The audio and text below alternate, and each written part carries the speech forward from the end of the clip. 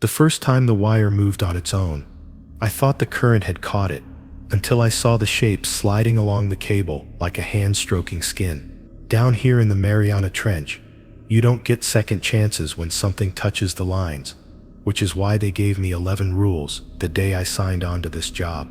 I remember the first time I broke one of them, and how the lights in my helmet flickered with a voice that wasn't mine. I've followed the rules ever since. But lately, something is trying to make me forget one. The first thing they drilled into me on the descent was this Rule 1. Never touch a wire that moves on its own. At the time, I thought it was some strange superstition meant to keep rookies on edge. But when I saw the cables swaying in total stillness with no current, I understood why the warning carried weight. The trench is so deep that normal rules of nature feel broken, and when metal shifts where water should be still, you learn quickly that something else has claimed it.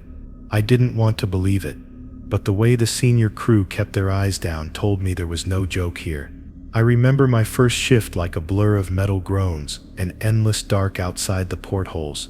The vessel creaked like it was alive, stretching and sighing in pressure we couldn't see but could feel in our bones.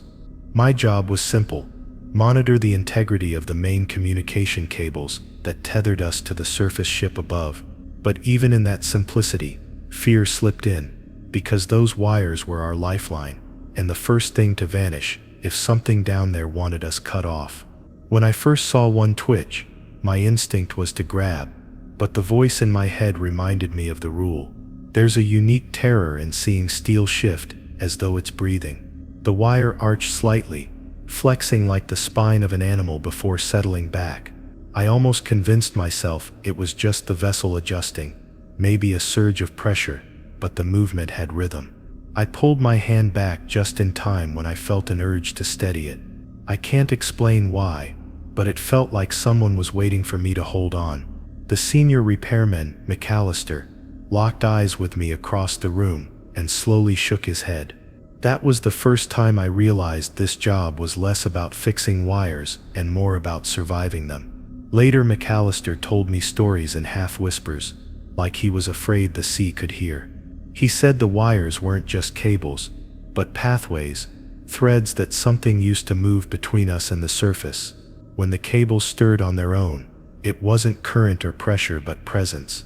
He claimed he once saw a man grab hold of one to keep it still, only to watch his body seize up like every nerve in him had been shocked. They found him hours later, eyes open, lungs full of water, though he'd never left the vessel.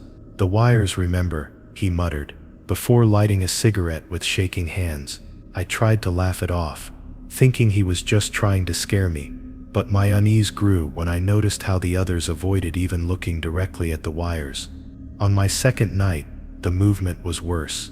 The cables rattled softly, not in vibration, but in an unnerving sway, as though invisible hands were tugging them from outside.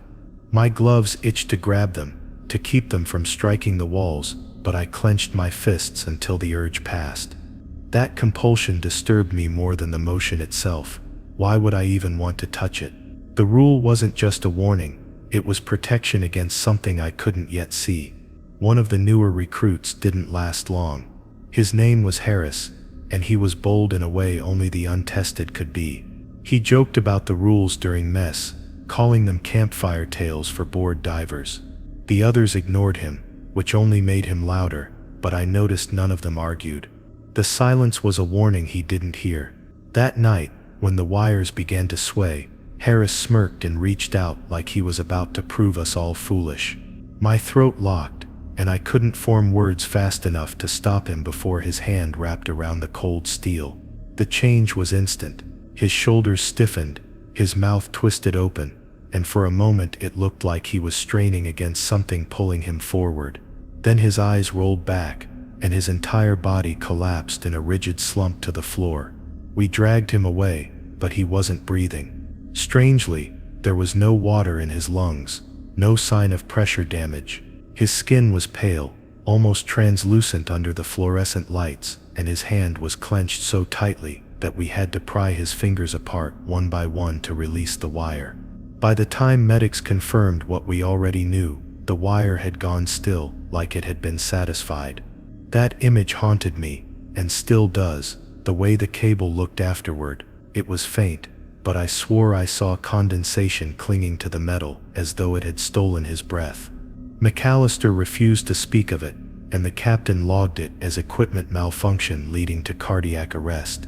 But we all knew the truth, and the silence in the mess that night was heavier than the water pressing in outside. I kept replaying the moment, wondering if Harris had felt the same pull I did, that subtle compulsion to touch it, to give it what it wanted. The next few days blurred into routine, inspections, reports, sleepless nights. I couldn't shake the thought that the wires weren't just passive materials but active observers, watching and waiting. I would wake in the dark hours with the image of them swaying, burned behind my eyelids, the sensation of invisible pressure against my hands. I stopped trusting my instincts and kept repeating the rule to myself like a prayer. Every glance at the cables reminded me of Harris, pale and motionless, and I felt a chill run through me each time they moved. Still, curiosity is a poison down here. I began to wonder what exactly was inside those cables. Data, sure, signals running to and from the surface, but what if it was more than that? What if those wires weren't just conduits but veins for something alive, something that stretched far above and far below, feeding on whatever touched it? The thought unsettled me so much that I stopped eating. Every vibration, every groan of the vessel made me jump, and I began to dread inspections more than anything. Yet there was no escaping them. One night, during an especially long shift, I sat alone in the monitoring room. The vessel was unusually quiet, and the water outside seemed darker than usual, if that was even possible. Then it began again, the faint sway of the cable against the hull, not random this time, but rhythmic. It was moving like it had intention, a beckoning motion I couldn't ignore. My gloved hand twitched, and I had to force it back against my leg. I swear I heard a whisper, faint as breath against glass, telling me to steady the wire. The urge was overwhelming, like an itch in my bones, but I bit down on my tongue until I tasted blood just to fight it. The lights overhead flickered, and the entire room seemed to pulse in time with the swaying wire. My vision blurred for a second, and I thought I saw figures outside the porthole, faces pressed against the glass where no diver could survive. I stumbled back, heart pounding, trying to convince myself it was pressure messing with my head. But the longer I stared, the more certain I became that the faces weren't just reflections. They were waiting, and the wires were their hands reaching in. That's when I realized Harris hadn't been unlucky, he had been chosen. The captain eventually entered, snapping me out of my trance with a sharp command. I nearly confessed what I'd seen, but the words died in my throat when I looked back at the window and saw only empty black water. He asked if the wires had been steady, and I nodded automatically. He gave me a strange look, as if weighing whether I was telling the truth, before leaving without another word. That silence was worse than if he'd shouted at me, because it confirmed he knew something I didn't. The rules weren't just for discipline, they were secrets wrapped in warnings. After that, I couldn't trust myself to be alone near the cables. I made excuses to always work in pairs, even if it meant irritating the others. Some thought I was paranoid, others quietly understood. McAllister, especially, avoided the wires like they carried plague. He muttered once that the cables weren't ours anymore, that they'd been claimed by something old, and the deeper we went, the stronger it became. His words echoed in my skull long after he left, leaving me restless and cold. If he was right, then every movement we saw was less about mechanical strain and more about a living thing flexing its grip. The more I thought about it, the clearer it became. The cables weren't just being pulled, they were pulling back. That thought terrified me, because it meant that no matter how carefully we followed the rule, the day might come when resisting wasn't enough. We were tethered to something that wanted us, and the only defense was to never give it an opening. But openings don't stay closed forever. The trench has a way of wearing people down, fraying their sanity like a wire under too much strain. Harris was only the first. I tried sleeping with earplugs, avoiding the faint vibrations that traveled through the hull, but the silence only made the whispers louder in my head. They weren't words exactly, but urges, suggestions that grew stronger with each day. My dreams were filled with coils of metal tightening around me, dragging me into the dark where no one could follow. I woke drenched in sweat, trembling with the certainty that the wires had moved while I slept. The others never spoke of it openly, but their eyes carried the same haunted exhaustion. We were all waiting for the next one to break. Then one night, I felt the vessel lurch violently, as though something massive had brushed against it. Alarms flared, and the cables groaned in unison, straining like tendons about to snap. I rushed to the monitoring room and froze. The wires were writhing in the water outside, twisting and coiling like snakes. For a moment I thought they were tearing themselves free, but then I realized they were moving in a pattern. They were spelling something out, a message I couldn't quite read, but one meant for me. My hand shook as it drifted toward the nearest cable, the urge overwhelming, stronger than ever before. And then, just as my fingertips hovered inches from the cold steel, the lights went out. When the lights came back on, I was still standing there, my hand trembling inches from the cable. I yanked it back like the steel had burned me, breathing hard as if I'd just run miles. My mind repeated the next warning I'd been given, one I had always dismissed as paranoia. Rule 2. Never follow a voice that calls you by name outside the vessel. At the time it sounded absurd, since the ocean was supposed to be silent except for currents and sonar. But I understood the danger the first night I actually heard it. It started as a faint hum, almost like interference on the comms, though the headset was resting on the console and no one topside had radioed in. I leaned closer, thinking I was imagining things after the blackout, when I heard my name spoken clearly. It wasn't just sound, it was shaped like my own voice, pitched lower, like an echo carried back from the abyss. My stomach turned to ice. I had been told voices down here were never ours, and if you went after them, you wouldn't come back. McAllister's warning rang in my skull. Don't answer, don't listen, and whatever you do, don't follow. For hours afterward, I stayed rooted to the console, refusing to even glance toward the porthole. The whisper had come from beyond the glass, not through the headset, which made it worse. How could something outside know my name, much less use it in a way that mimicked me? I couldn't tell anyone. Harris's death had already made the crew nervous, and if I admitted to hearing things, they might lock me down, or worse, think I'd gone insane. But the truth was, I wasn't hallucinating. I knew what I'd heard, and it had known me. The next night, the voice came again, this time clearer. It called once, then again, each repetition pulling at me, like a rope tightening around my chest. I bit my lip until I tasted blood, clinging to the rule, but my body betrayed me. I found myself walking toward the airlock, steps slow and heavy, like I was fighting invisible hands pushing me forward. My fingers hovered near the release panel before I snapped awake, slamming my fist against the wall in panic. My knuckles split, blood smearing the steel, but the pain was the only thing that broke the trance. Sleep became impossible after that. Every time I shut my eyes, I saw myself floating outside the vessel, drawn along cables that stretched endlessly into the dark.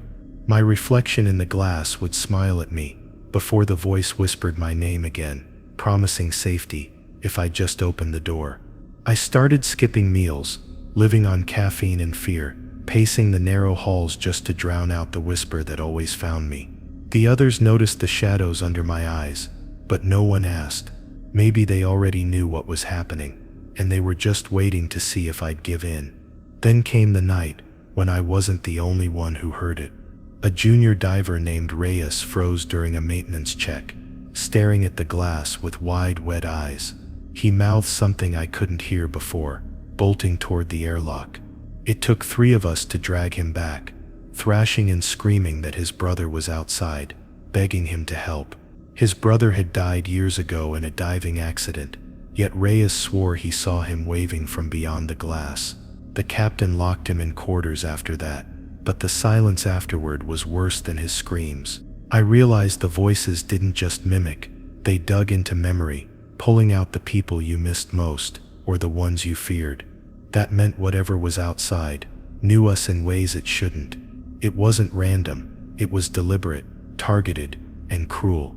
I started stuffing wax into my ears when I worked, but the whispers slipped through anyway, threading into my skull like water seeping into cracks. Every time it called me, the temptation grew, a gnawing hunger to obey. It didn't matter how much I reminded myself of the rule. Willpower only lasts so long when the abyss itself wants you. By the end of the week, I wasn't sure what was worse, the constant pull of the voices, or the dread of knowing others would eventually hear theirs too. I avoided the portholes, kept my head down, but shadows still moved in the corner of my vision. Once I thought I saw my father's face pressed against the glass, eyes wide and unblinking, mouth moving silently in words I couldn't hear. He had died on land years ago, never once setting foot in the sea, but here he was, inches away, mouthing my name. I nearly screamed, but I held my tongue, refusing to answer. That was the breaking point. The captain gathered us in the mess, his voice steady but eyes hollow. He told us the rule wasn't just superstition, it was survival. Long before my crew, others had followed the voices, and none were ever recovered.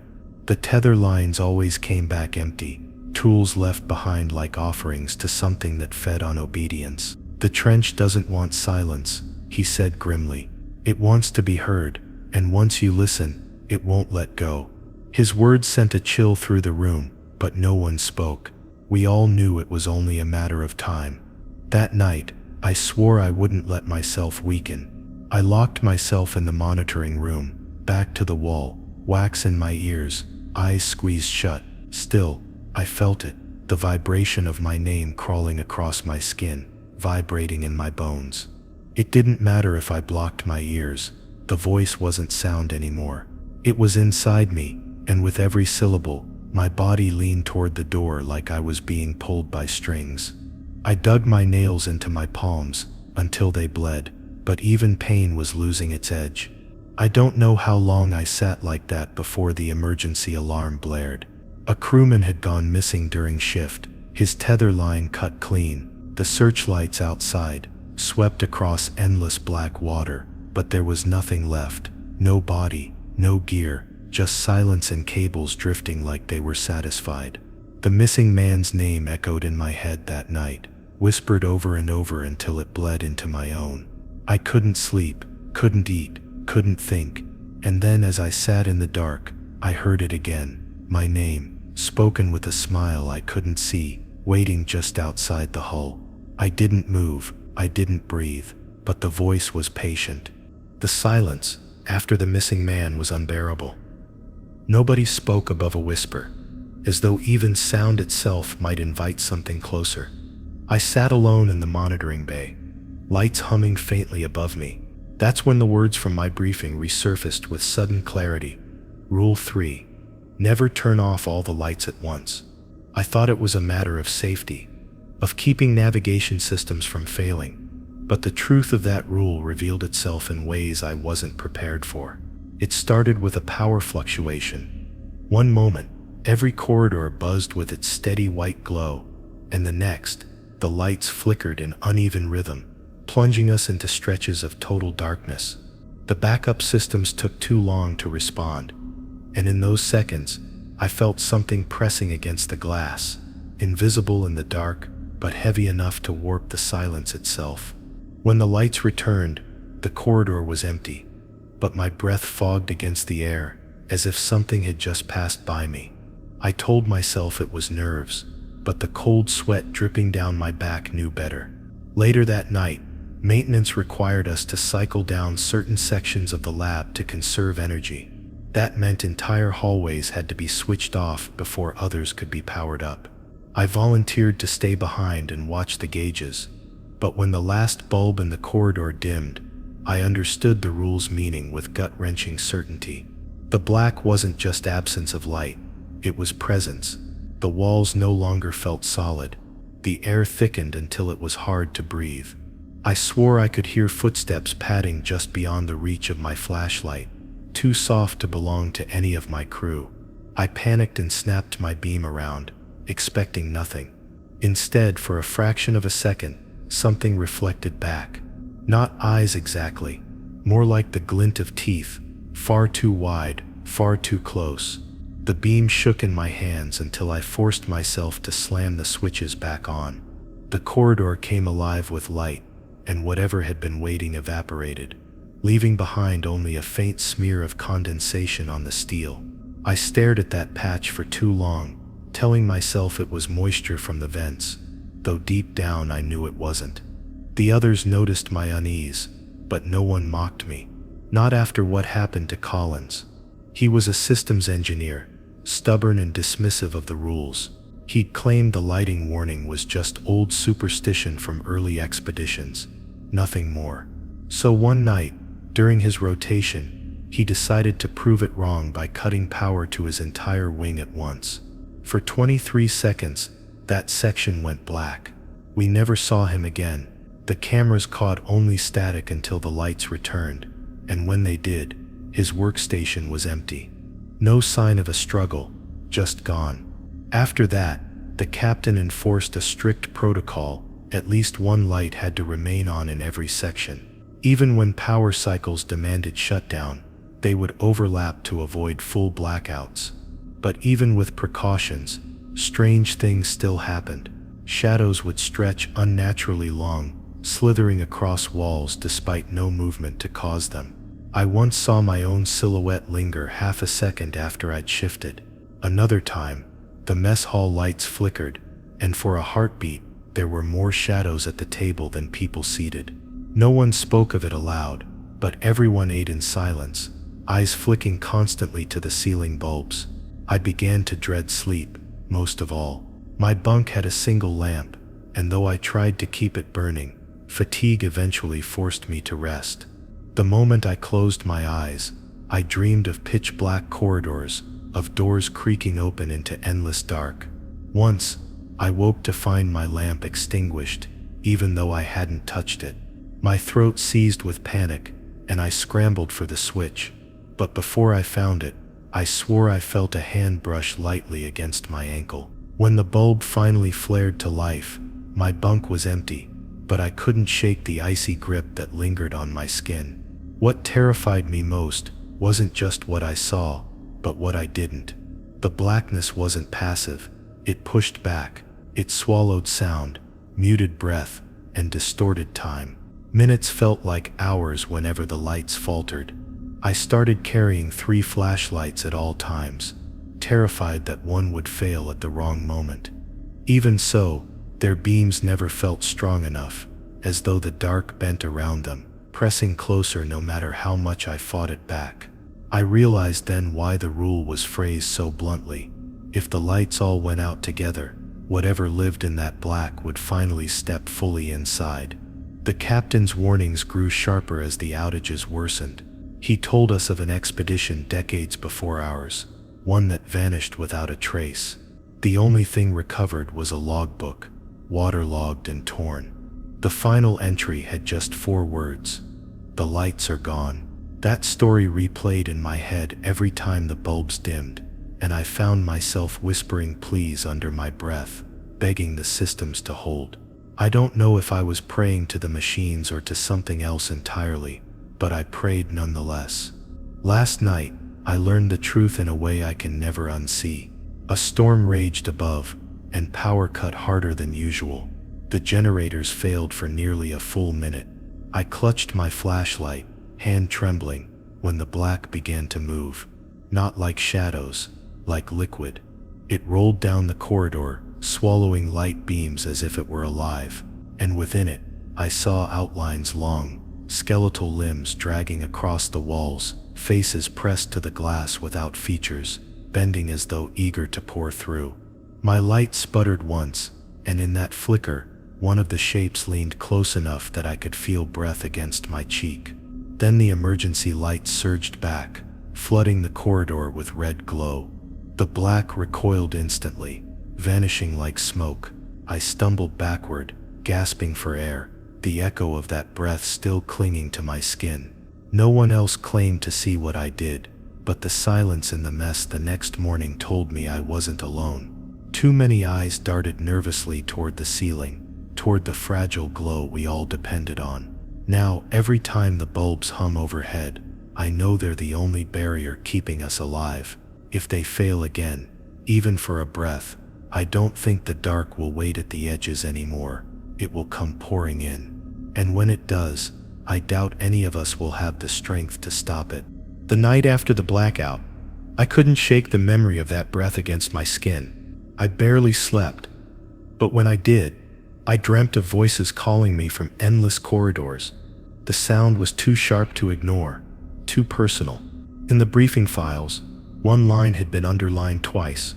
Rule 4, do not follow voices that call you by name. At the time, I thought it was another metaphorical warning about isolation, about the tricks the mind plays under pressure. Now I understood. It meant something far more literal and far more dangerous. It happened first while I was on duty near the southern wing, where tangled wires stretched like veins across the steel walls. I heard my name, faint but clear, echoing down the hall. Daniel, it whispered, with just enough urgency to make me freeze. I thought maybe the captain needed me, so I called back. No response, just silence pressing hard against my ears. I waited, pulse pounding, until the voice returned, this time closer, as if someone leaned just around the bend. I should have reported it, but instead, curiosity gripped me tighter than caution. I took a step forward, and instantly, the air changed.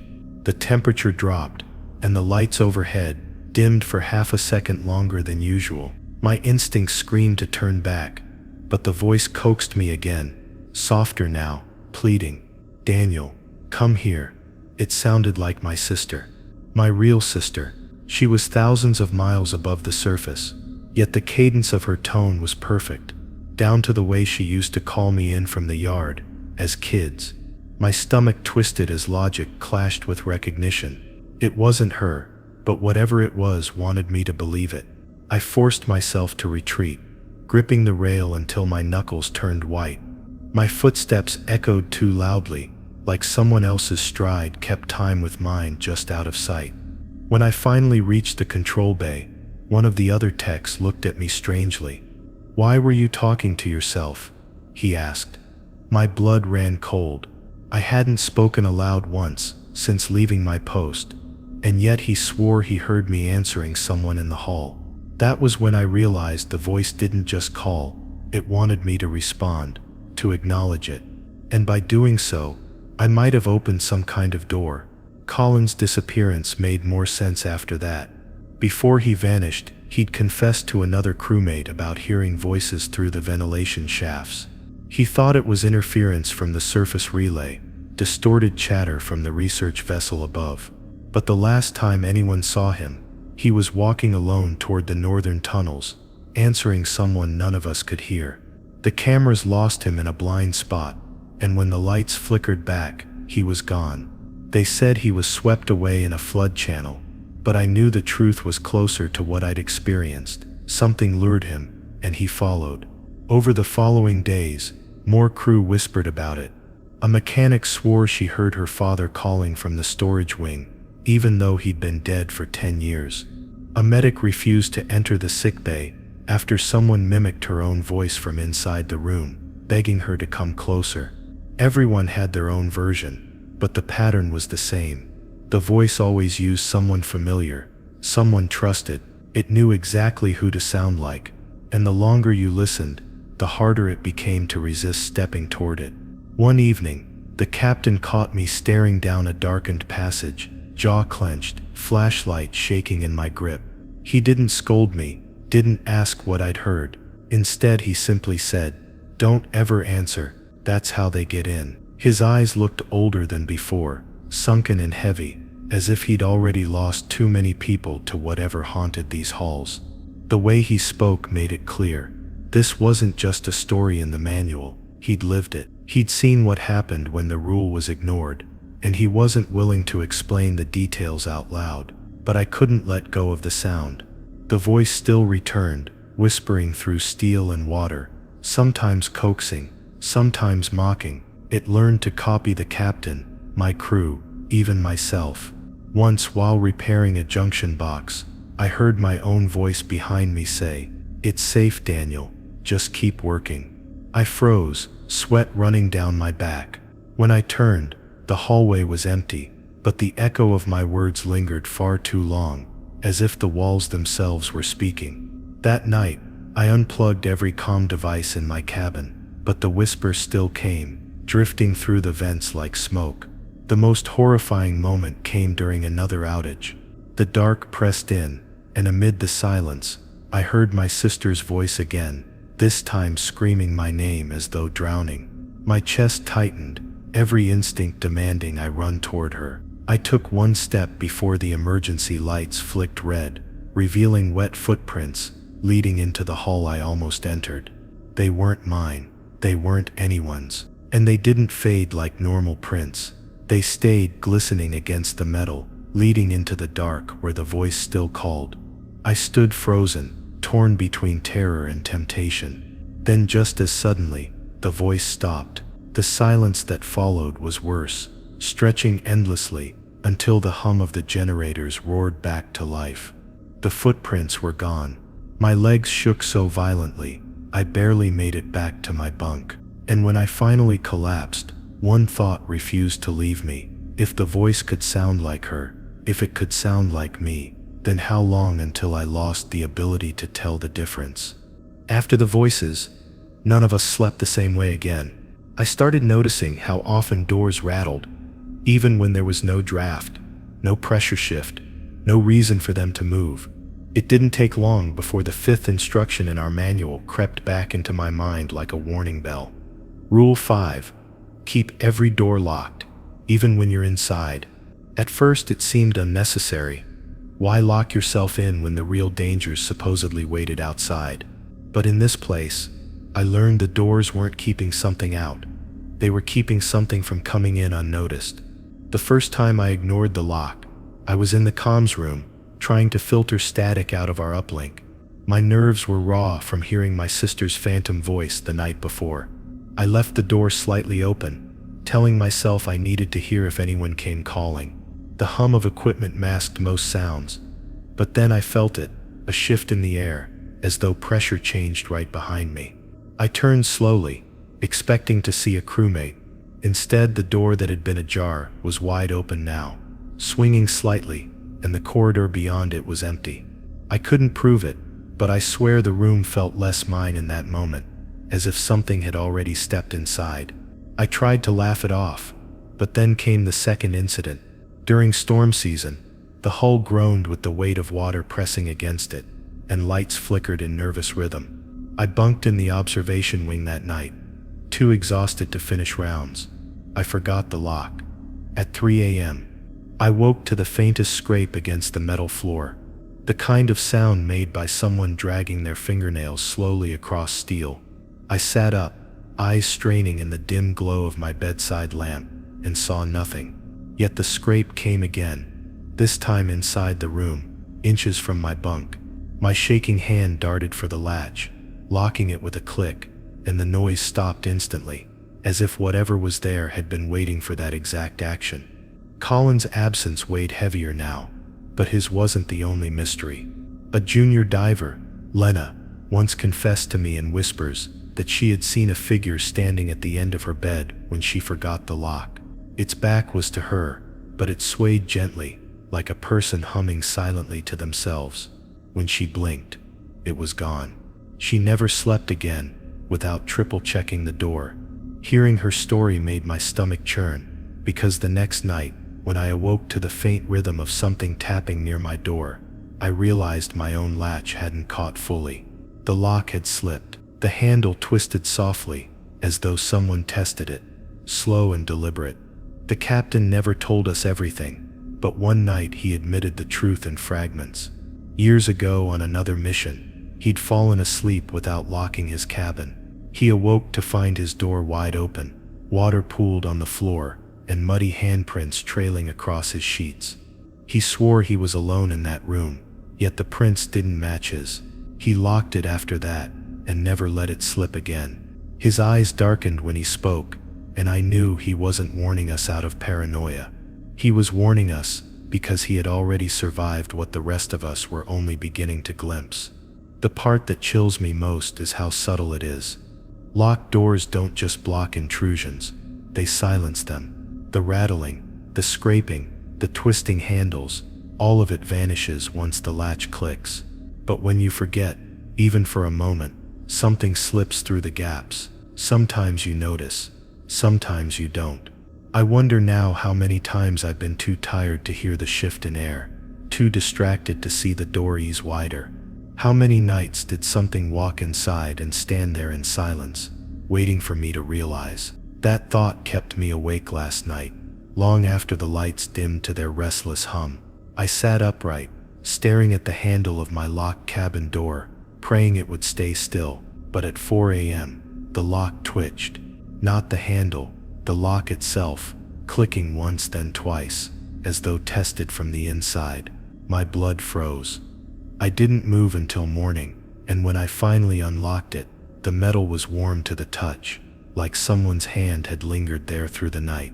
Now I lock every door, every time, even if I only step inside for a second. Still, I can't shake the feeling that one day the latch won't matter. One day, whatever waits beyond will find a way through, whether we bar it or not. And when that happens, I don't think locks will save any of us. The night after the lock clicked from the inside, I thought I had finally reached my limit. My nerves were stripped raw, and every sound carried hidden meaning.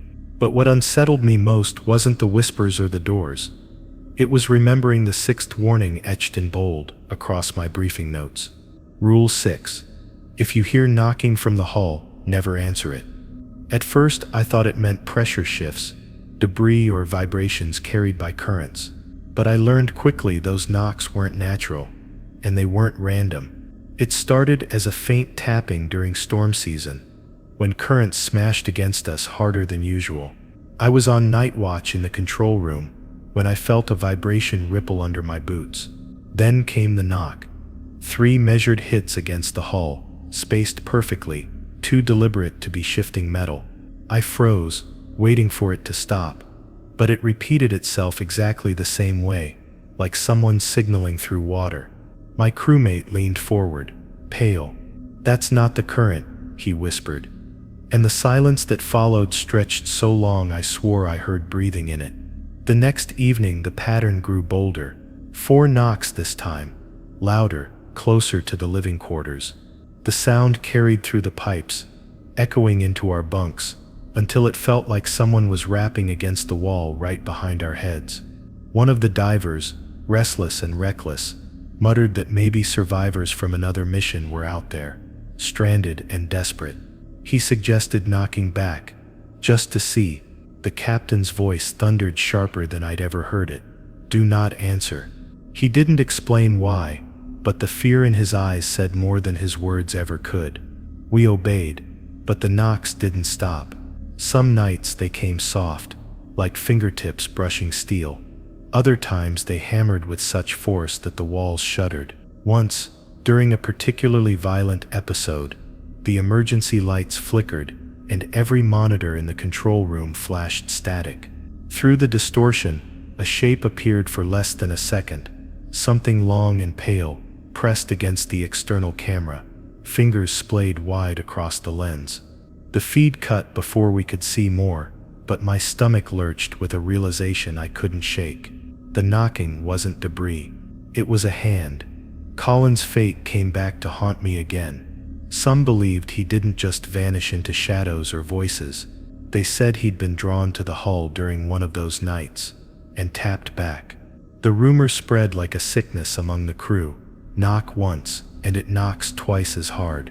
Knock twice, and it finds the door.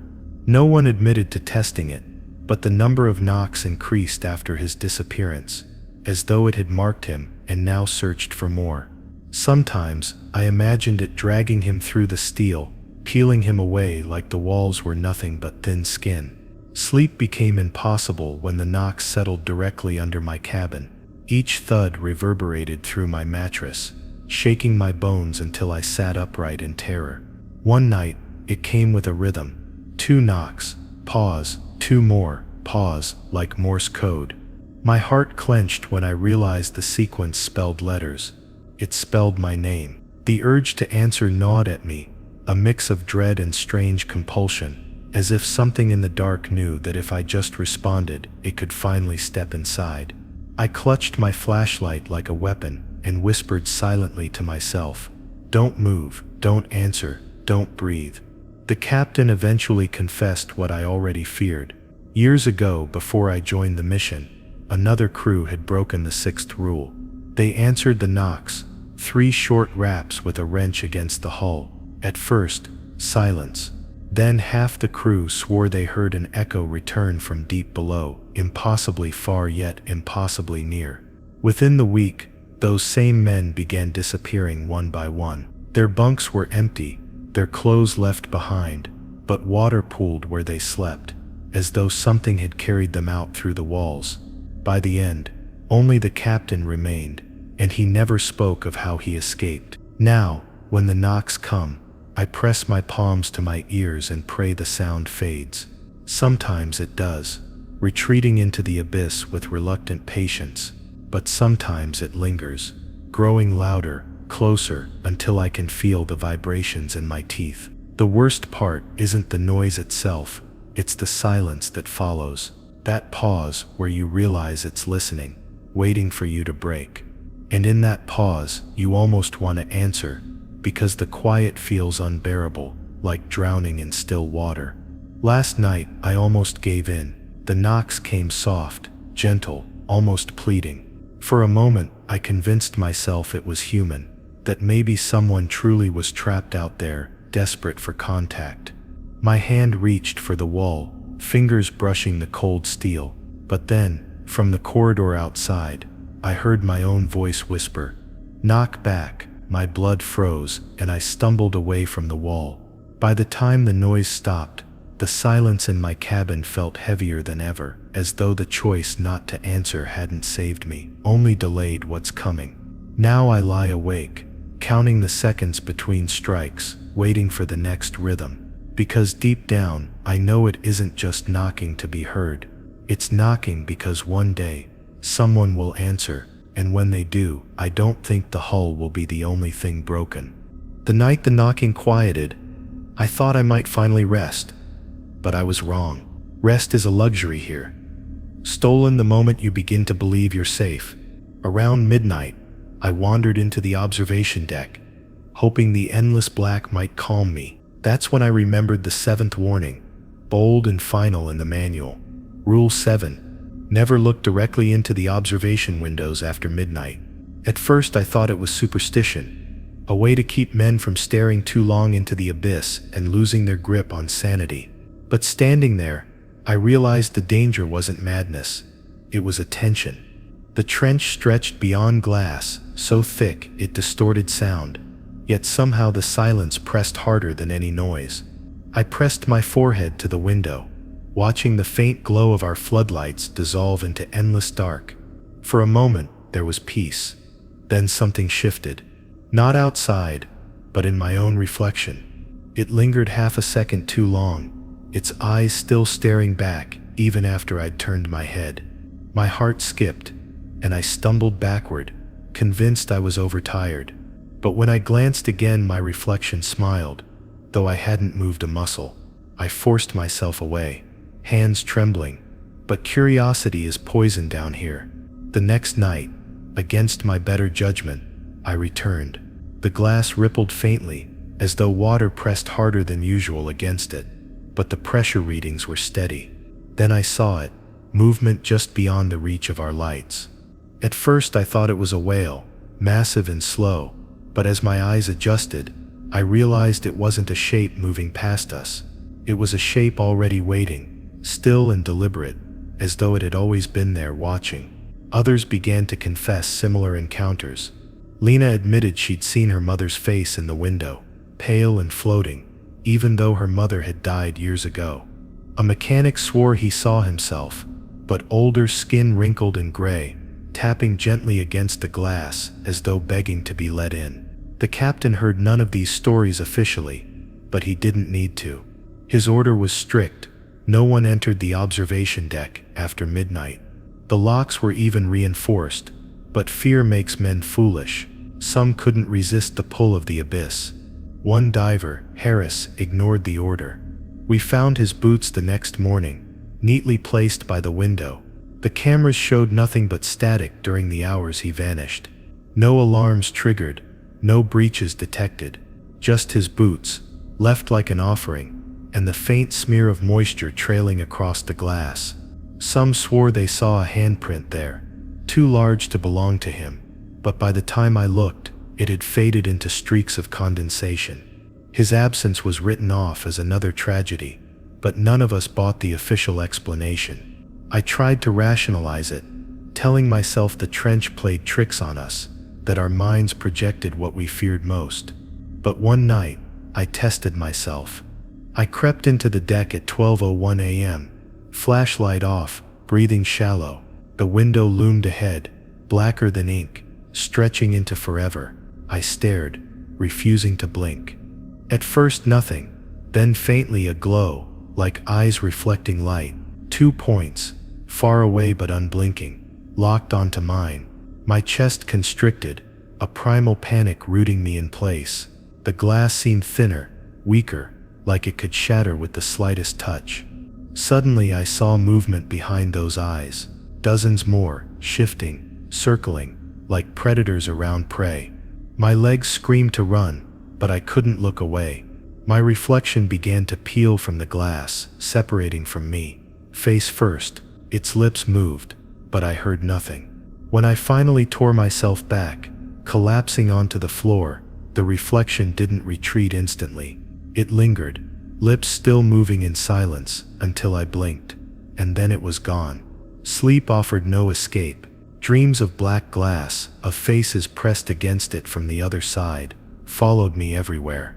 Sometimes I woke to the feeling of being watched, and when I glanced at my cabin window, smaller, reinforced, supposedly safe, I swore I saw faint smudges, as if someone had leaned close from the outside. Each morning I checked, and each morning they were gone, but the dread remained, heavier each day. Last night, I finally asked the captain what happens if you break the 7th rule completely, staring too long, too directly. His face hardened, voice dropping so low I barely heard him. They notice, he said, and once they notice, they don't forget.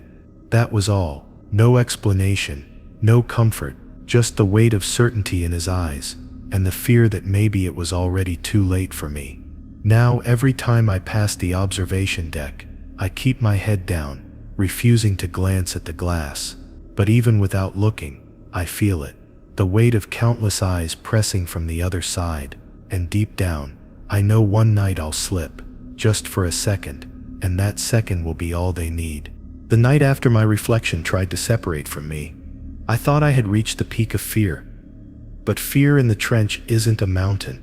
It's a bottomless pit, always deeper than you expect. That's when I recalled the 8th warning etched into my training binder. Rule 8. If the lights flicker more than 3 times in a row, do not move until they stabilize. At the time, it sounded like an electrical safety rule, some protocol about preventing accidents during outages. Only later did I realize it wasn't the dark that was dangerous. It was what moved inside it. The first time it happened, I was alone in the maintenance corridor, a long stretch of metal with pipes rattling overhead. The lights buzzed faintly, then blinked once, twice, 3 times. I froze, breath catching in my throat, remembering the words. My instincts screamed at me to run, but I forced myself still, gripping the railing so tightly my knuckles burned.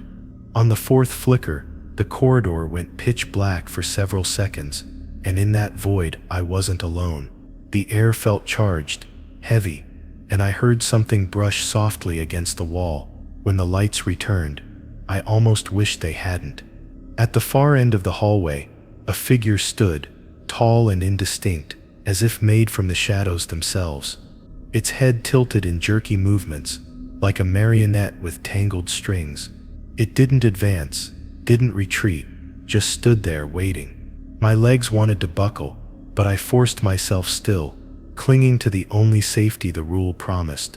Then with the next flicker, the figure vanished, leaving only the empty corridor.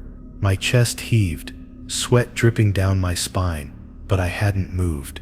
I had survived. Not everyone was as fortunate. One of the rookies, Meyer, panicked during a flicker episode. We watched on the cameras as he bolted across the engineering bay. When the third blackout hit, the feed turned static for a moment, and when it cleared, Meyer was gone. Not a scream, not a trace of struggle, just gone. His tools lay scattered on the floor, still clattering when the lights steadied. The captain replayed the footage again and again, but there was no logical explanation. Meyer had moved during the flicker, and whatever was waiting in that brief dark had claimed him. After that, the rule was burned into us all. We carried flashlights, but even those weren't safe. Sometimes they flickered too, dimming at the exact same time as the overhead lights, as if controlled by something deeper than power circuits. Once I was in my cabin when it happened. The bulb overhead pulsed 1, 2, 3.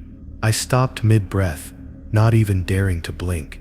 The room plunged into black. I swear I felt warm air graze the back of my neck, followed by the faintest pressure, as if a hand had rested gently on my shoulder.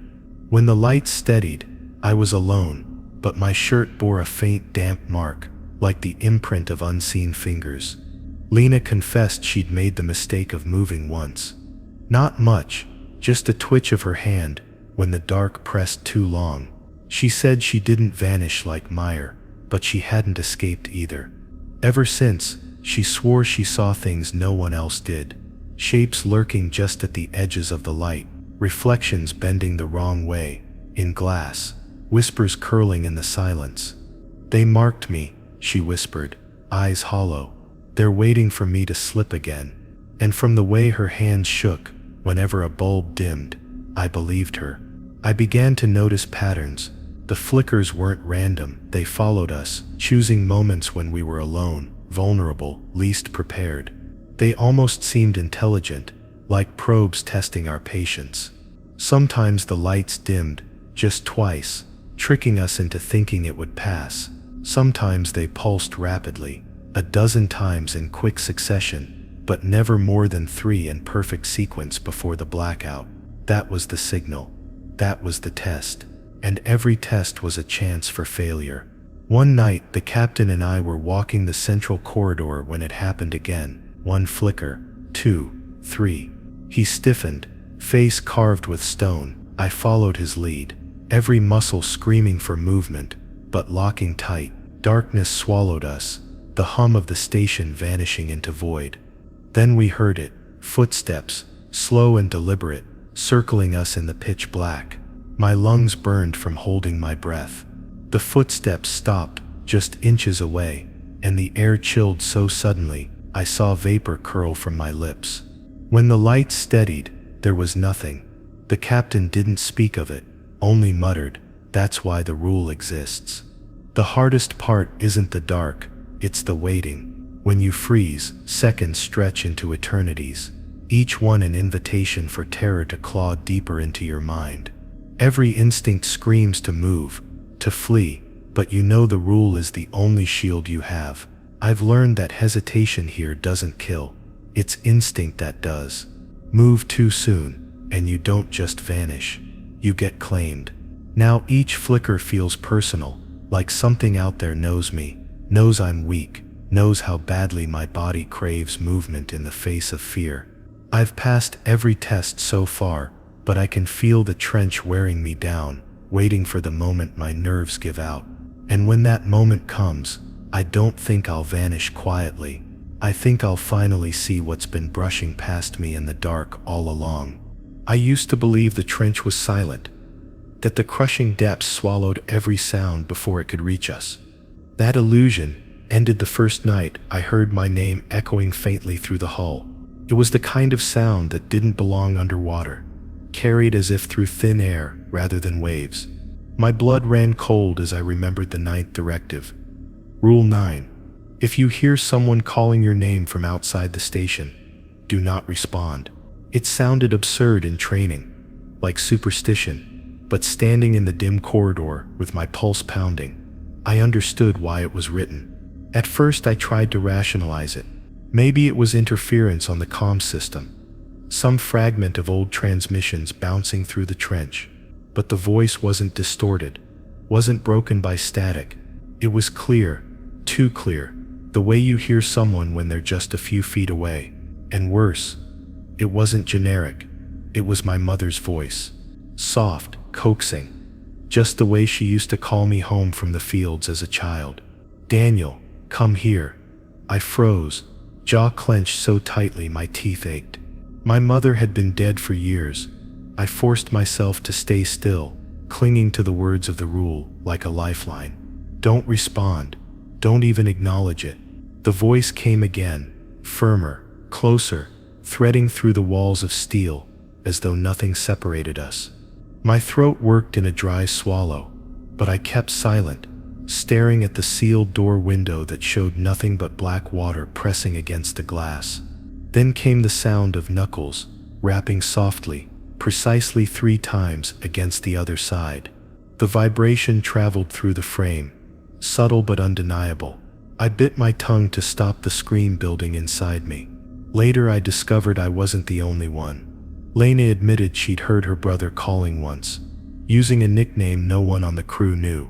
When she nearly whispered back, the captain yanked her away, slamming her against the wall until she swore she hadn't spoken.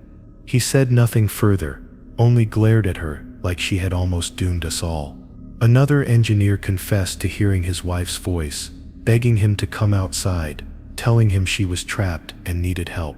His eyes shone with unshed tears. When he said it sounded so real, he almost opened the hatch. It wasn't always loved ones though. Sometimes it was strangers. One midnight, as I did rounds near the observation dome, I heard a man's voice, low and unfamiliar, calling my name with deliberate slowness. "Daniel." It stretched the syllables, savoring them, until my stomach turned. I forced my gaze away from the dome, but I could feel something pressed just beyond the glass, watching. The voice deepened, mockingly, repeating my name again and again, like a chant.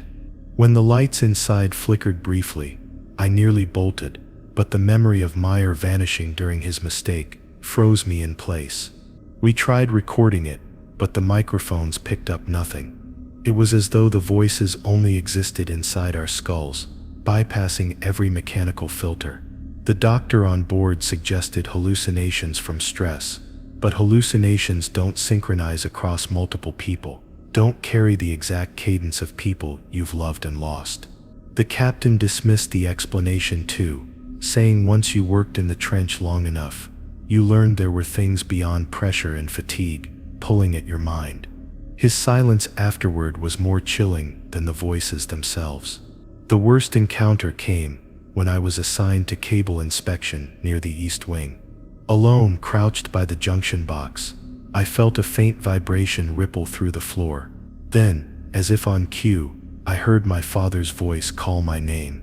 My father, who died before I ever took this job. My stomach knotted, and I clenched the wrench in my hand until my fingers went numb.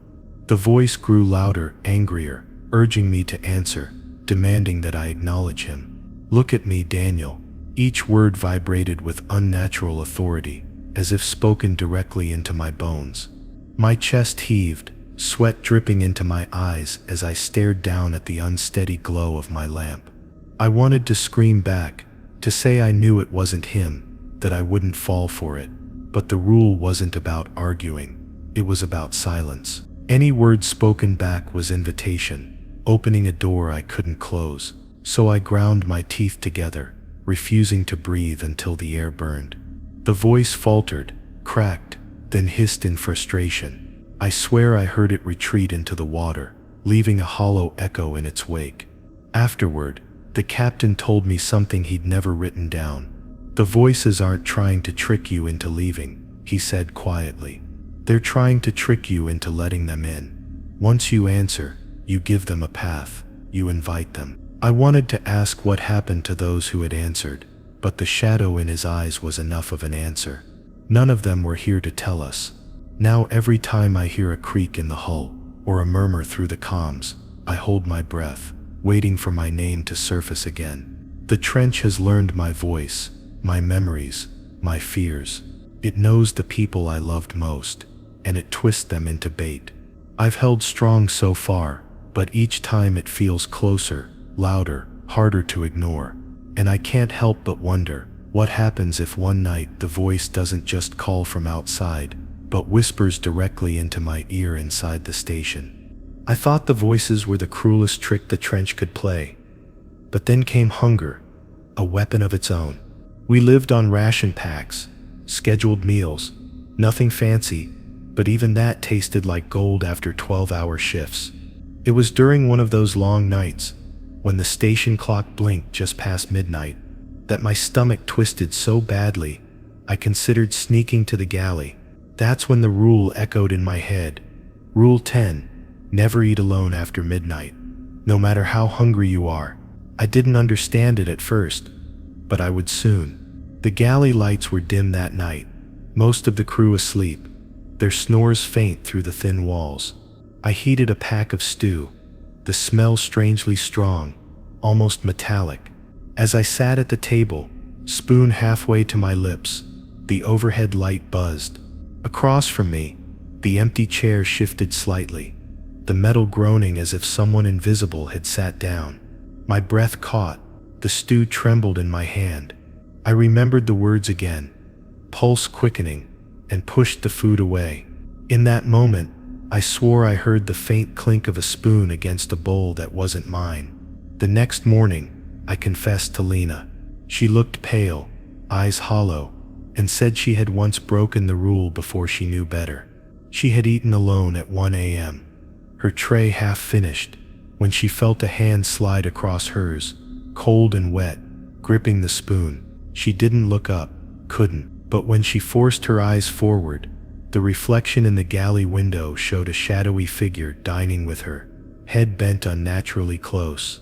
She fled, leaving the tray behind. By morning the tray was empty, every scrap gone, though no one else had been there. Others weren't as lucky.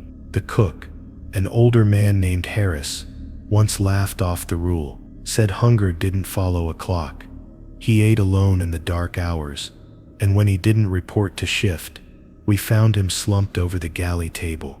His body was still warm, but his face, it was gone. Not ripped away, not bloody, just smooth, like clay pressed flat where features should have been. The tray before him was spotless, not a single crumb left. None of us touched that table again after midnight. I began to notice patterns. The rule wasn't about the food, it was about the company. When you ate alone after midnight, something else joined you, something that craved more than rations. Sometimes, I caught glimpses of movement in the galley window, a tall, thin shadow bending over a plate, mimicking the motions of eating. Its hands were too long, fingers dipping directly into the food like claws, and yet no matter how I blinked, it left no reflection on the stainless steel counters. Once I nearly broke. The shifts dragged long, and my hunger gnawed like an animal inside me. Midnight passed, and I found myself in the galley, with trembling hands, tearing open a ration. Just as I was about to take the first bite, Lena stumbled in, wide-eyed, and slammed the spoon from my grip. "Do you want it at the table with you?" she hissed, pointing at the far corner. I followed her gaze, and for a split second, I saw something seated there, hunched, waiting. The air smelled of rot and salt, a stench that didn't come from any food we carried. The captain explained it in his clipped, haunted way. "We're guests down here," he said, voice low, "and after midnight, they eat. If you eat alone, you're inviting them to share your meal."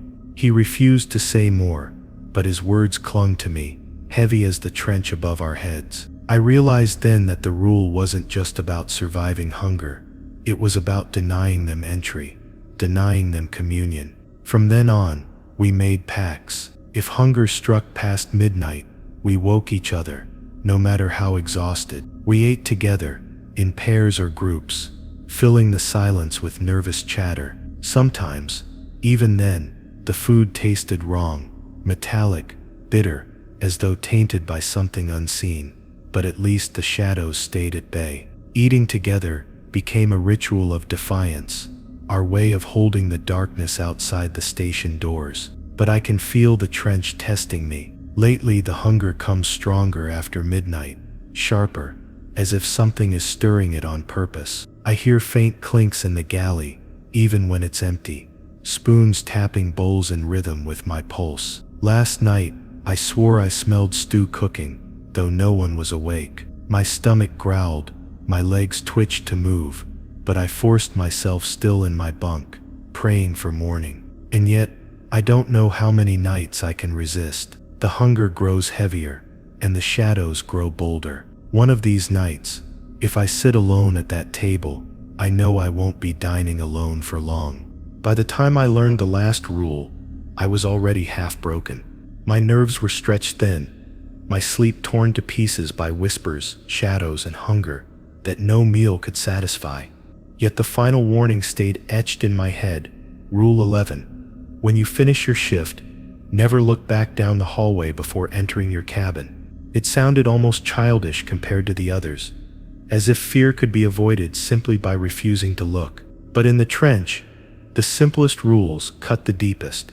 The first time I felt the temptation was after a 16-hour shift repairing cables. My legs dragged me toward my cabin, exhaustion pressing like lead on my shoulders. My hand rested on the door latch when something in me twitched, a prickling at the base of my neck, a whisper of instinct that said I wasn't alone. My breath slowed, and though every nerve begged me to glance back, the rule screamed louder in my mind. Don't. Just don't. With trembling hands, I shoved the door open and forced myself inside, collapsing onto the bunk without a glance behind me. Others weren't so strong.